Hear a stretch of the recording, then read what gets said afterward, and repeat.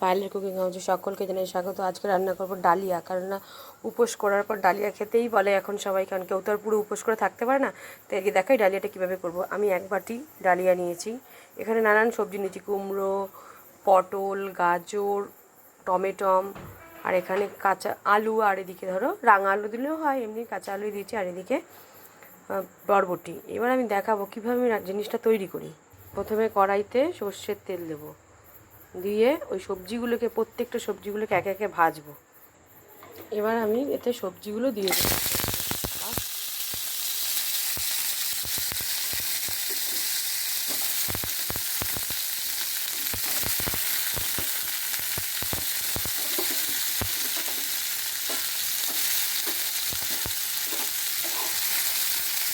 এটাকে হালকা করে ভেজে নেবো।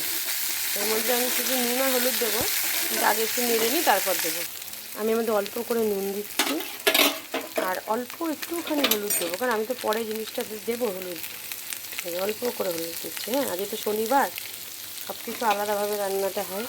নিরামিষ খায় যারা, আর আমি তো উপোস করি শনিবারে, আমার তো কোনো একটা কিছু তো খেতেই লাগে।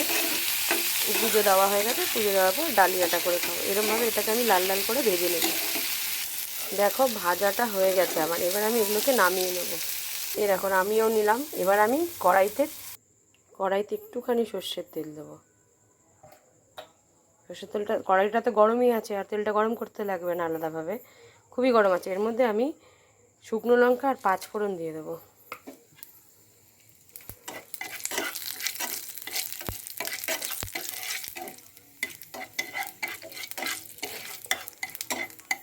ছোট্ট একটা কুকার নিচে, এর মধ্যে এই সবজিগুলো সব ঢেলে দেবো।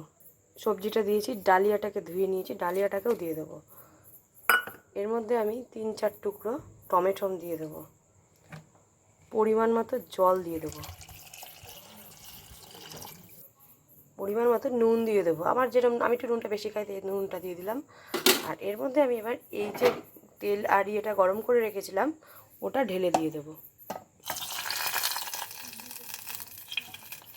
এবার কুকারটা বন্ধ করে গ্যাসে বসিয়ে দেবো। আমি গ্যাসটা জড়িয়ে দিয়ে কুকারটা বসিয়ে দিয়েছি। এবার 2 সিটি থেকে 3টে, বেশিও দেওয়া যায়, ডালিয়া তো যত সিটি দেবো তত ভালো হবে। আমি 4টে সিটি দিয়েই নামিয়ে দেবো। এ দেখো বন্ধুরা, সিটিও পড়ে গেল। দেখো কুকারে সিটি হয়ে গেছে, সেদ্ধও হয়ে গেছে খুব সুন্দর। এবার আমি ঢেলে নেবো। দেখো রেডি হয়ে গেছে আমার আজকের রেসিপি ডালিয়া। আর এর মধ্যে একটু ঘি দিয়ে দেবো, ঘিটা দিয়ে নাড়িয়ে রাখবো, তাহলে গরম একদম একদম গলে যাবে। একদম গরম জিনিসে ঘি দিলে তো গলে যাই। আজকের মতন ভিডিওটা এখানেই শেষ করলাম। আগামীকাল নতুন কোনো ভিডিও নিয়ে আসবো। টাটা বাই বাই, সবাই ভালো থাকবে, সুস্থ থাকবে।